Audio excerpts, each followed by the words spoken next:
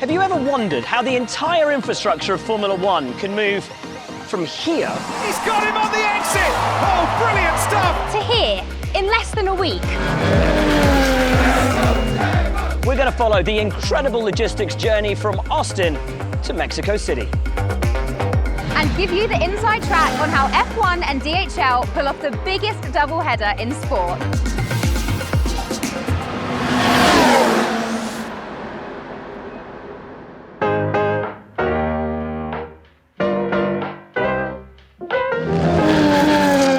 Unfortunately, no time for sightseeing as the story of this doubleheader starts in the thick of the action here in Austin. We're already 20 laps into the US Grand Prix, and that is the sound of a sellout crowd going wild for wheel-to-wheel racing. The crowd roar their approval. That was absolutely brilliant. Races 19 and 20 form the penultimate doubleheader on this season's calendar, and the task of shifting the entire circuit infrastructure 1,500 kilometers south in just under 5 days presents a unique challenge for the teams at F1 and DHL. He's got him on the exit! Oh, brilliant stuff! Verstappen, with better traction, just moves ahead.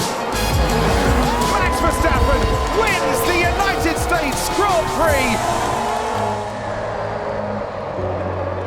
There's no substitute for speed and precision in Formula One. Just ask Max Verstappen, what a race from him, clinching his second win here in Austin. But as the checkered flag falls on the racing, the work for the pack-down teams is only just beginning, and speed is of the essence. Speed is crucial. You've got what's normally a 10-day window before the race weekend. It turns into like a 2 or 3 day window. Absolutely everything we do is measured against the stop clock, be that over a single lap in qualifying or cumulatively over the course of a race distance. We're consistently chasing that final 10th or 100th, so speed is king. Any race car will go quicker with more power, more downforce, less drag, less mass. Each track has its own sensitivities to each of these, which means that we're able to pitch the car's performance envelope according to the weightings for each circuit. Because there's such little margin for error, it's an adrenaline rush every time we go racing. A hell of a lot of kit to move in what's a 3-day race weekend. There's precision loading with the cars. Everything is packed up and shipped as quickly as possible and as accurately as possible. It's critical to the F1 movement. It puts a lot of pressure on the guys, but touch wood, we always seem to get it done.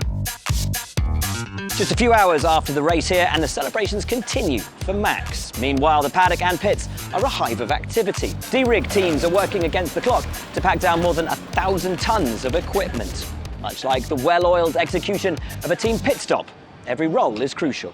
In our team, you'll never feel alone in any situation. We move over 800 tons of air freight from destination to destination. It is a bit of a mantra. We have that energy, invincible determination to get everything done and done precisely as well. A huge amount of people you've got to choreograph for a very short period of time. You see maybe 1 or 2 stops per car per race, but actually over a race weekend looking at 30 to 40 stops in session and out of session. You've got to have trust in your team, you've got to have trust in the people behind you and in front of you in the pit lane as well. It's key for us to get those guys physically and mentally ready for stops. If you can't laugh in this job, you're in the wrong industry. At the end of the day, I mean, we're going to be friends for the rest of our lives. When you've got that particular type of team working with you, you can achieve anything. This isn't a job, this is a way of life. You've got to have a bit of time to have a bit of a laugh with the guys and make sure you're kind of not high pressured for all that time, because for an hour and a half, having that level of pressure, you've got to be able to just smile a little bit. If you watch a pit stop, 2.5 seconds or anything below that, in real time, I think you can definitely call it artwork. It's impressive.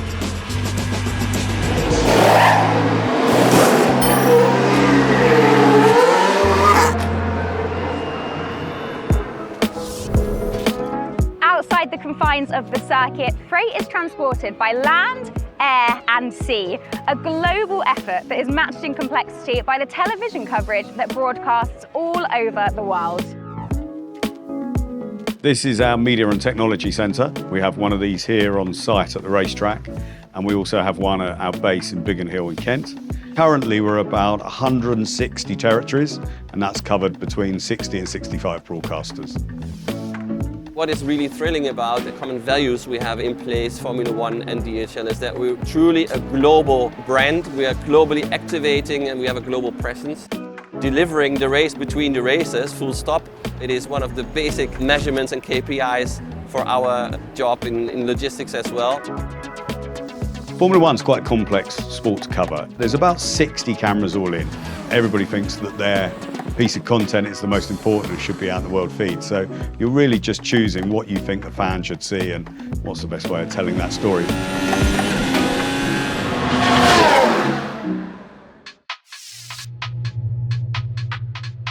The drivers on track must stay locked in for a combined race distance of over 600 kilometres across the double header. So focus is imperative on both the highway and the circuit.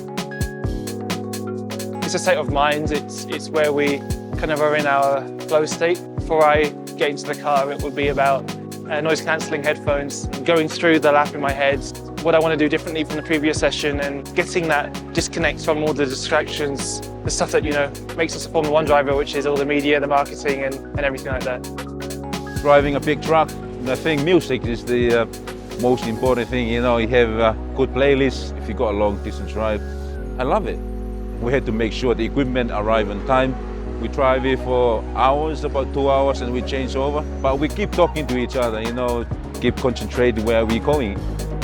Just at one with the car, and you're only thinking about driving, and as soon as the lights come on, it's almost like a wake-up call for your brain. Just drive fast.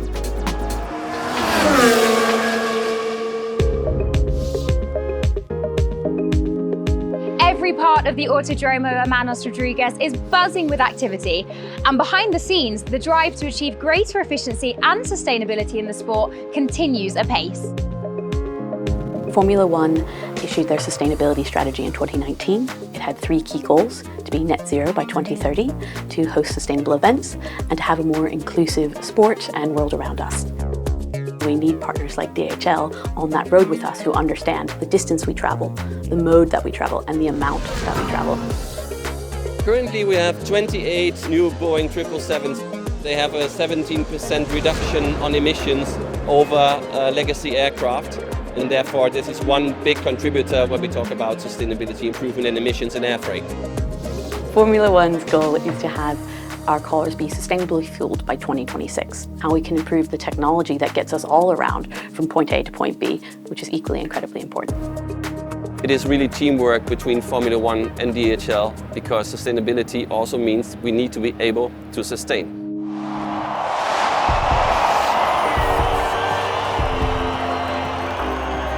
Incredible couple of weeks of hard work behind the scenes has led us here to the pit lane in Mexico City. What a pleasure it's been to hear from F1 and DHL's unsung heroes off the track who work so hard to ensure that the on-track action takes centre stage. Speaking of, let's go racing. It's lights out and away we go. Verstappen has got the start that he wanted. Never in my wildest dreams did I expect to be race engineering for a World Championship winning team. Always loved that sound. More than anything, it was the sound, you know. Customers are happy, you know, you look at their face, they're smiling. I love F1, and then being able to make my hobby a career is just something I really enjoy. And he's diving down the inside and they are going to touch. An incredibly exciting place for me because we can have impact and action for sustainability as well as sport. That was very nice indeed. Always wanted to be in Formula 1 since I was 5 years old. Nothing was ever going to stop me. That constant challenge is great. Just as you think things are getting a little bit calmer, there is always something around the corner. It is victory here in Mexico City for Max Verstappen. What's exciting for me is when I can stand back and look at everything that's been put down. We've done this, you know.